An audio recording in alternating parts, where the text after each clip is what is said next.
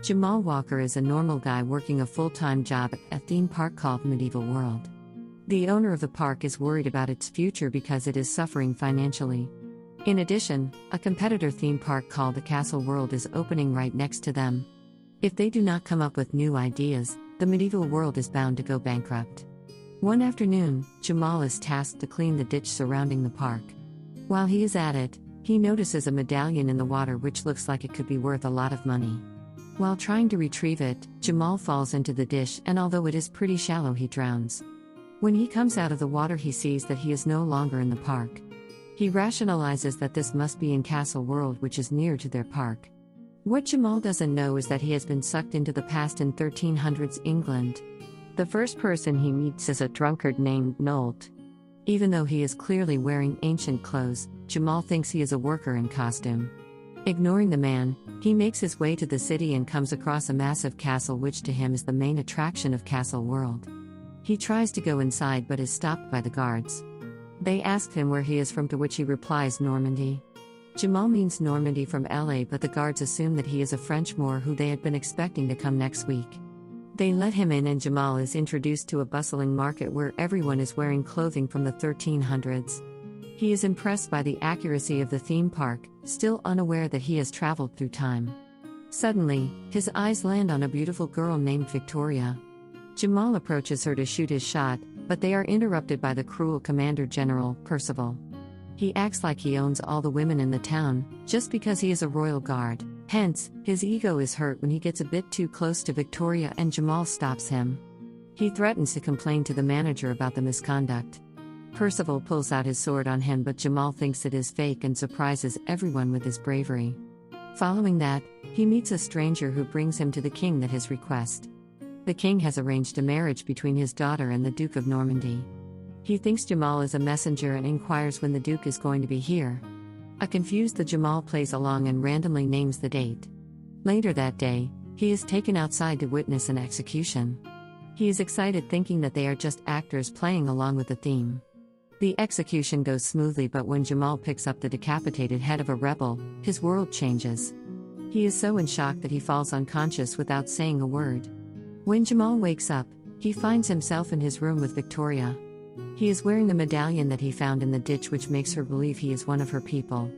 She shows him her medallion, which is similar to his. Turns out the medallion are a symbol of the rebellions who are tired of the king's cruel judgment system. He has dethroned the former queen unfairly and has killed many innocents for criticizing his rule. The groups of rebels want to kick him out of the kingdom and bring the former queen back into power.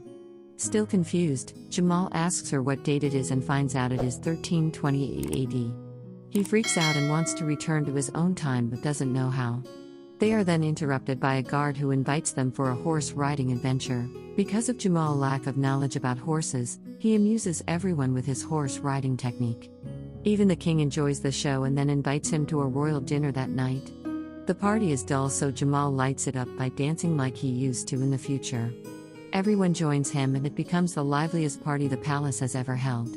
In the middle of it, Princess Regina pulls Jamal aside and forcefully plants a kiss on his lips. She has been hitting on him ever since his arrival but was too scared to approach him in front of her father. Percival catches him red-handed and is enraged by the audacity of the newcomer. At the same time, two rebels are seconds away from attacking the king. Jamal hangs by the chandelier and lands on the king, ironically saving him from the rebels. When the situation calms down, Percival is reprimanded for not doing his job properly while Jamal is praised and made the head of security. Percival drowns in jealousy and anger, but he is bound to keep his head down in front of the king's decision. Being the head of security, Jamal is given a bunch of responsibilities. He puts forward his idea to rebuild the opening of the castle with his head, which he argues will keep the enemies away. Before the plan is implemented, the king calls him for a more important task. A farmer was found stealing a turnip from the royal garden even though it was to feed his starving family. He is ordered to be executed for his crime. Moreover, since Jamal is the security head, he is the one that has to take care of the execution. When the king leaves, he lets the poor farmer go and even gives him some money for food. At night, Jamal asks to be presented with the finest chambermaid for his entertainment. He chooses Victoria and gets her alone in his room with the excuses sleeping with her. Victoria still wants him to be an asset to the rebel group and help them assassinate the king. However, after seeing that the king kills people over vegetables, Jamal is not interested in rebelling. Victoria is disappointed, but he argues that he's just not the man for the job. She calls him a coward and leaves. At midnight, a woman comes into Jamal's room and makes love to him. He thinks it is Victoria and doesn't protest.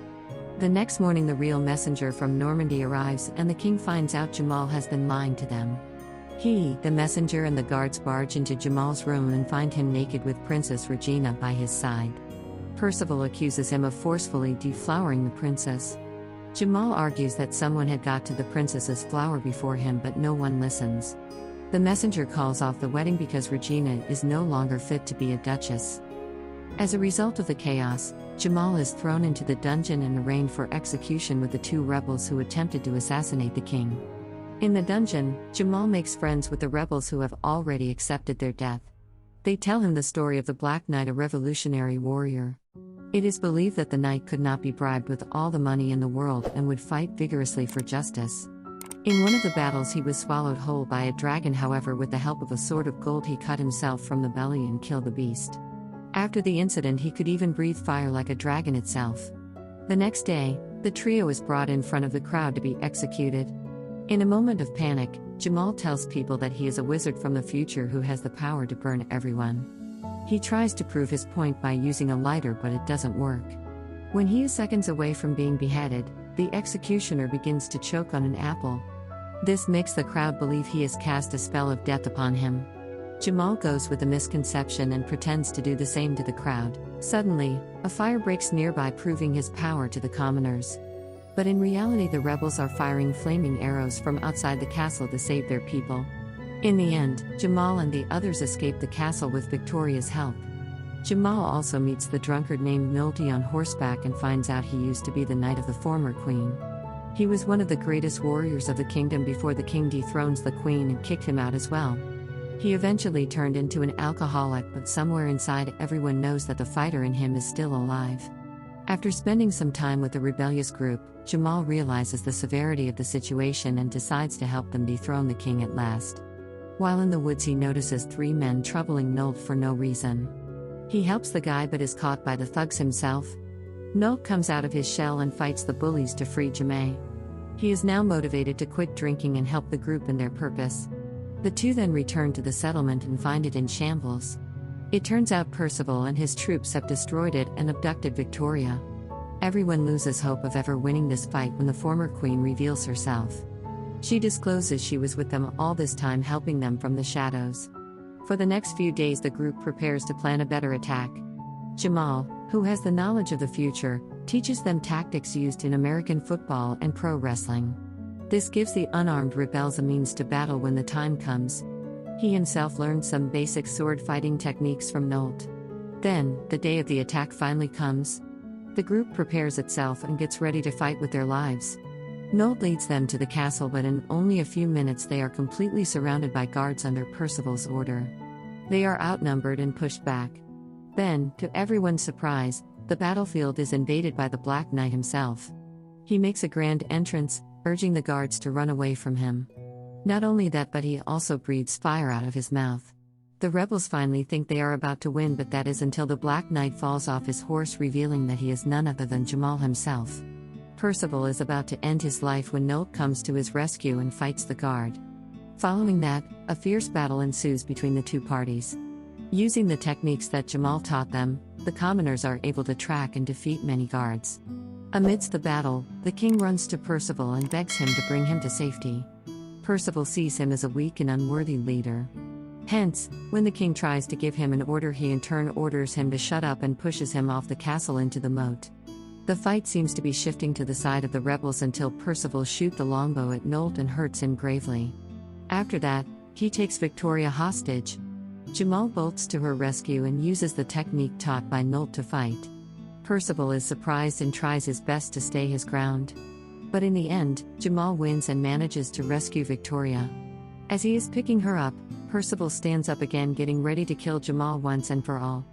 However, he is shot dead by Nolt, who is still alive on the battlefield. In the end, the rebels become the victors and the Jamal turns into everyone's hero. A few weeks later, it is time for him to return home. He wishes Victoria goodbye and leaves her with one last kiss. Before departing, the Queen awards him as the Black Knight of the Kingdom.